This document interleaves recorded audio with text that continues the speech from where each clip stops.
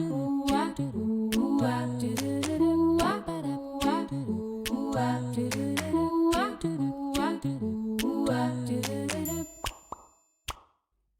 bienvenue sur le podcast À votre pleine santé, le podcast décomplexé sur la santé et la nutrition qui vous partage toutes les clés pour vous sentir bien dans votre corps et dans votre tête. Je m'appelle Marina, je suis naturopathe et conseillère en nutrition. Suite à des soucis de santé non résolus par la médecine classique, je me suis intéressée aux médecines traditionnelles. Convaincue aujourd'hui par la nécessité d'une approche globale des troubles de santé, j'accorde autant d'importance au bien-être mental qu'au bien-être physique. Ma mission à travers ce podcast sera de vous aider à comprendre votre corps ainsi que les besoins qui se cachent derrière vos symptômes, tout en vous partageant mes conseils pour faire la paix avec la nourriture via une approche bienveillante de l'alimentation. Je vous retrouve chaque mercredi pour faire le plein de vitalité et de sérénité au quotidien, car la pleine santé se trouve entre vos mains. J'espère que vous vous portez au mieux. Aujourd'hui, on va voir ensemble dans cet épisode le monde fascinant de la gémothérapie. Donc c'est une branche, une approche de la phytothérapie qui est moins connue. Donc à savoir que la phytothérapie, c'est la thérapie par les plantes. Sauf que dans le cas de la gémothérapie, on utilise les bourgeons des plantes. Et donc on va voir ensemble ce que c'est exactement la gémothérapie, d'où ça vient, quels sont les bienfaits. Et je vais vous partager mes 5 bourgeons favoris pour votre bien-être mental et votre bien-être digestif. Et comme d'habitude, n'hésitez pas déjà à me dire ce que vous avez pensé de cet épisode, s'il vous a plu, que ce soit sur Spotify, Apple Podcast ou la plateforme de votre choix. Et s'il vous plaît, pensez à partager le podcast autour de vous, que ce soit sur les réseaux sociaux, en story. D'ailleurs, vous pouvez taguer le compte du podcast, donc à votre pleine santé sur Instagram. Mais vous pouvez aussi le partager tout simplement avec vos proches. Mais voilà, vraiment, vous choisissez, vous faites comme vous le souhaitez. Juste, voilà, le fait de partager le podcast, de le faire connaître autour de vous, déjà ça soutient mon travail et ça permet aussi à plein de nouvelles personnes de découvrir tous ces conseils pour prendre soin de leur santé, de leur bien-être. Donc voilà, je remercie infiniment toutes les personnes qui prendront le temps de le faire. Bon alors, entrons dans le vif du sujet. Concrètement, c'est quoi la gémothérapie ? Donc comme je vous l'ai dit, c'est une forme spécifique de la phytothérapie qui va tirer profit, qui va tirer donc ses bienfaits des tissus qu'on appelle embryonnaires des plantes, comme les bourgeons, les jeunes pousses ou encore les radicelles. Donc c'est une approche thérapeutique qui repose sur le fait que ces fameuses parties de la plante renferment une concentration particulièrement élevée en principes actifs, en nutriments, mais également en énergie vitale. Pourquoi ? Parce que on est vraiment aux prémices, au début de la vie de la plante, et ce qui fait qu'il y aura vraiment tout ce qu'il faut pour permettre à la plante de pousser. C'est un peu comme les graines germées, je vous en avais parlé dans mon épisode sur les astuces pour faire le plein de micronutriments au quotidien. Et bien là, c'est pareil, on part du principe où la plante est en début de vie, donc elle a besoin d'énormément de principes actifs, de nutriments et d'énergie pour grandir, et c'est ça qui va rendre la gémothérapie extrêmement bénéfique pour la santé humaine et qui va donner un potentiel thérapeutique exceptionnel. Pour la partie un petit peu plus historique, donc on va voir ensemble les origines de la gémothérapie. Donc il faut savoir que les alchimistes utilisaient déjà les bourgeons au Moyen-Âge, mais la gémothérapie telle qu'on la connaît aujourd'hui va trouver ses racines dans les travaux du docteur Paul Henry, donc c'est un médecin belge, qui a développé cette méthode dans les années 50-60. Donc il a observé que les tissus embryonnaires des plantes étaient très riches en éléments vitaux, qui étaient nécessaires à la croissance et au développement de la plante, comme je vous l'ai dit. Et ensuite, il a réalisé que ces mêmes éléments pouvaient être bénéfiques pour la santé humaine. Donc, il va donner naissance à la phytembryothérapie, comme il va la nommer lui-même en 1959. Et ensuite, elle sera développée par Max Tetto, qui l'appellera gémothérapie, en sachant que géma nous vient tout droit du latin et signifie bourgeon. Alors, quels vont être les bienfaits concrets de la gémothérapie ?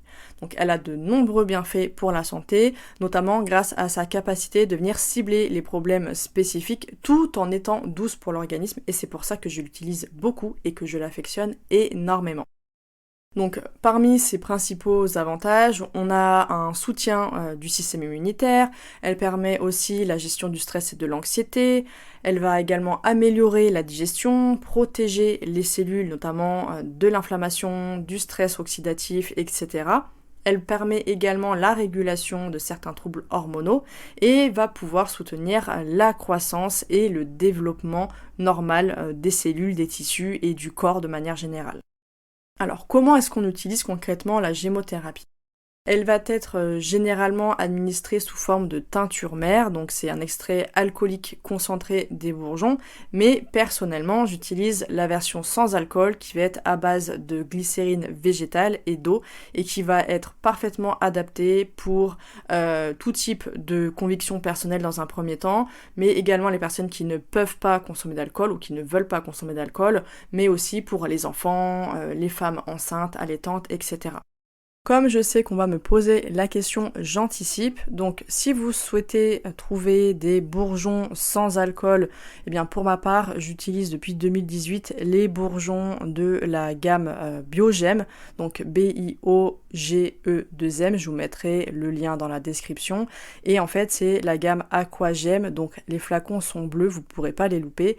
Et les flacons bleus, eux, ils sont bien sans alcool, donc à base de glycérine et d'eau. Donc elle peut être prise soit par voie orale, en général c'est dilué dans un peu d'eau, ou alors elle peut être appliquée localement. Donc les dosages, après bien sûr, ils vont varier en fonction de la plante qui va être utilisée et de l'indication thérapeutique qui devra être personnalisée selon vos besoins. C'est pourquoi, même si la gémothérapie est considérée comme une approche vraiment douce et sûre, c'est important de consulter un professionnel ou un praticien expérimenté en gémothérapie avant de l'adopter, surtout, et j'insiste là-dessus, si vous avez des problèmes de santé, si vous avez des traitements médicaux, etc. Alors comme promis, maintenant, je voulais vous partager les bourgeons que j'utilise le plus, et notamment ceux qui vont être vraiment très intéressants pour l'axe cerveau, ventre, voilà la partie du système nerveux, de la santé digestive, etc. Donc voici mes 5 bourgeons favoris pour le bien-être mental et digestif. Tout d'abord, on retrouve le figuier pour son action anti-inflammatoire et cicatrisante sur la santé digestive. Il vient également soutenir et apaiser l'estomac.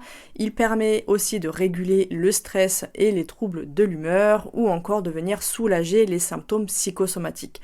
Le bourgeon de figuier, c'est le bourgeon de la somatisation, donc lorsque votre corps vient exprimer des stress, des pensées, des émotions qui sont vraiment d'ordre psychique où tout se passe dans votre tête. Voilà, dès que le corps il est manifeste sous forme de symptômes physiques, le figuier est votre ami et d'autant plus si vous avez tendance à manifester ça sous forme de troubles digestifs, de maux de ventre, etc.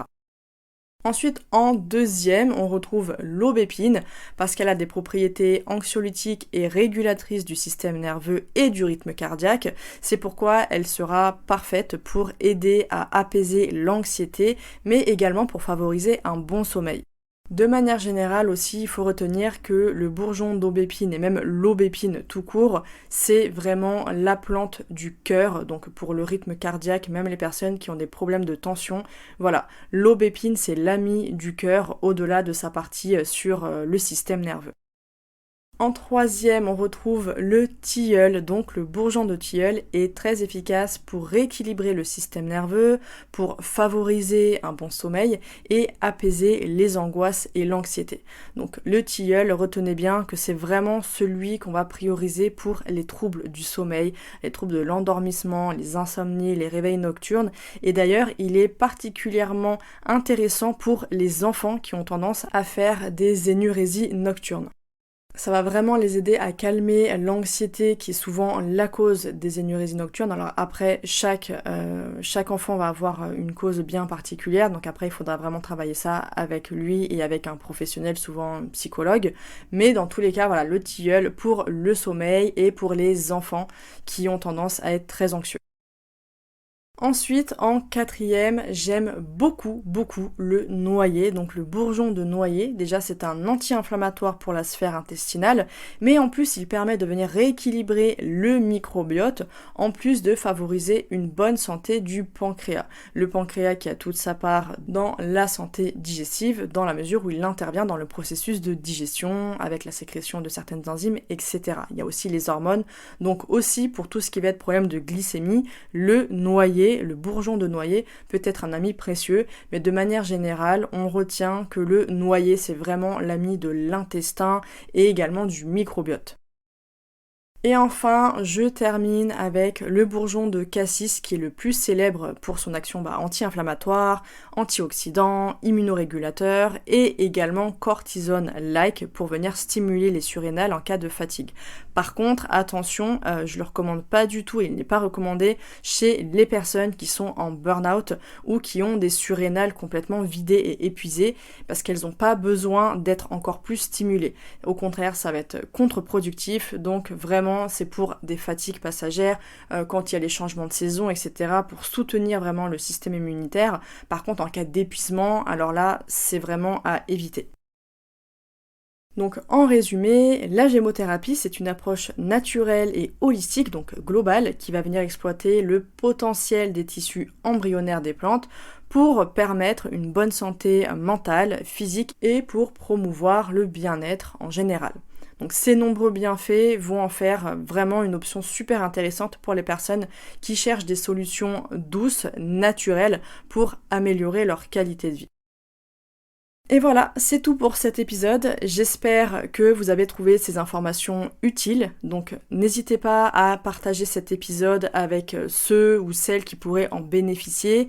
Et assurez-vous de bien vous abonner au podcast pour ne pas manquer les futurs épisodes. Voilà, écoutez, je vous souhaite une très belle journée ou soirée, ça dépend. Prenez bien soin de vous et puis moi je vous dis à mercredi prochain.